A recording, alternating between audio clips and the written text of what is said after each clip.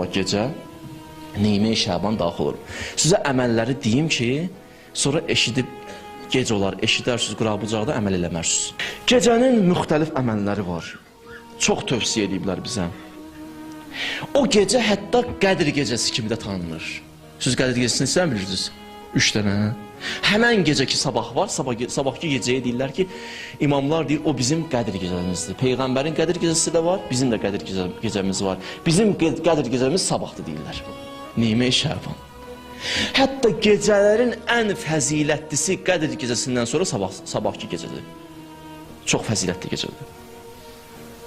İmam Baqir əleyhissalam özü buyurur ki, bu gecəni o qədər fəzilətli gecədir ki, Allah o gecə öz bəndələri ilə fəzl və rəhməti ilə davranacaq. Allah o gecə bəndələrinə dəyər verəcək. Bəndələr, imam deyir, üzün tutur. O gecə çox çalışın Allah'a yaxınlaşmaq üçün. Allah öz zatına and içib ki, qapıma o gecə kim döysə mən ona cavab verəcəm. Allah zatına and içib ki, sabahsı gecə kim mənim qapımı döysə, məndən nəsə istəsə mən ona cavab verməliyəm. And içib Allah Teala. Çox az yerlərdə belə andlar var, bunu bilin. Allah sabahsı gecə üçün and içib. Sabah nə dua eləyəsiniz, bunu deyirəm, nə dua eləyəsiniz özünüz bilərsiniz. Amma sabahki gecə çox tövsiyə olunan 2 dənə dua var. Bir istiğfardır, özümüzün bağışlanmasıdır. Bir də dövrün imamının zuhurunun təcil olmasını istəyin.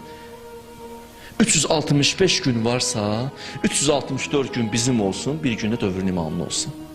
Gecə nə dualar eləyərsiniz, eləyin, eybi yoxdur. Amma belə deyirəm sizə ki, gecənin duaların çoxunu dövrün imamı ilə ünsiyyətə qurun. Allah dövrümüzün imamının zuhurunu təcil edir. Belə dualar eləyin. Gecə, inşallah, xiftəndən sonra bir dənə qüsül almaq tövsiyə olunur, həm qadına, həm kişiyə. Kim o qüsülü olsa, Allah Teala deyir, onun günahlarından əfv qələm çəkəcəm. Gecə kirikətli namaz var, yazıb qardaşlarımız əziyyət çəkib qoyublar ora, müraciət edərsiniz xidmətçilərə. Gecənin bir dənə də ümdə əməli var, İmam Hüseyni ziyarət eləməkdir. Kaş nəsib olaydı ziyarət. Amma deyir, narahat olmayın. Olar ki, deyirlər, ey kaş nəsib olaydı, onlara nəsib olmayıb, onlara da bir əməl deyiblər. İmkan olsa bir hündür yerə çıxmaq, bir damın üstünə çıxmaq, oradan üzün tutmaq Kərbəlaya tərəf, bir dənə kəlmə deyəcəksən. Əssəlamu aleykə ya Əba Əbdillah. Bir cümlə. İndi imkanın yoxdur çıxmağa, bir yerdə dayan, üzvü tut o tərəfə. Amma belə deyilib də, bir dənə salam verici olmasa. Bu şəxslə deyir, əgər kim bu əməli eləsə, 124 min Peyğəmbərin özü əlbəəl bunu ilə görüşər. Mələklər bunu ilə görüşər. Əlbəttə, əlbəəl görüşməyin də mənası var. Nə deməkdir, izah edərəm başqa vaxt. Mənim hamısı çatdıra bilmirəm bugün sizə.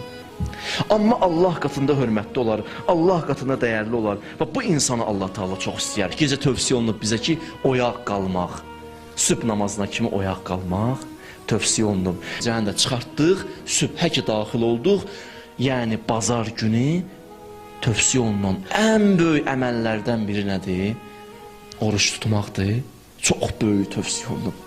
Və orucu tutandan sonra demirəm bu məsciddə. Özünüz bilərsiniz, hara gedirsiniz gedin. Oradakı Allah'tan danışılır, dindən danışılır, hara gedirsiniz gedərsiniz. Həmən oruc halda da eybi yoxdur. Gəlib o məclisdəki dövrün imamının məclisində iştirak eləyəsiniz. Bunun əcri, mükafatı olduqca çoxdur. Mən bunu dilimlə sizə deyə bilmərəm. Amma o əziyyətə qatlaşmaq bir gün eybi yoxdur. Adam adsız gələ, su ilə aça, xurma ilə aça, otura məclisdə.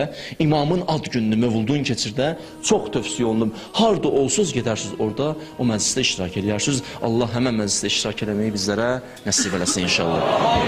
Yəni bu gecə, bu günə keçən gecə və bugünkü gün çox münasib fürsətdir bizlər üçün özümüzü təftiş etməyə, özümüzü araşdırmağa. Bu gecə Qədr gecəsindən sonra ən üstün gecə idi. Şabanın 15-ci gecəsi. Bu gecə Əhya gecəsi idi. Dua, ibadət üçün çox münasib bir gecə idi. Bu gecəni yatmaq yaxşı deyil.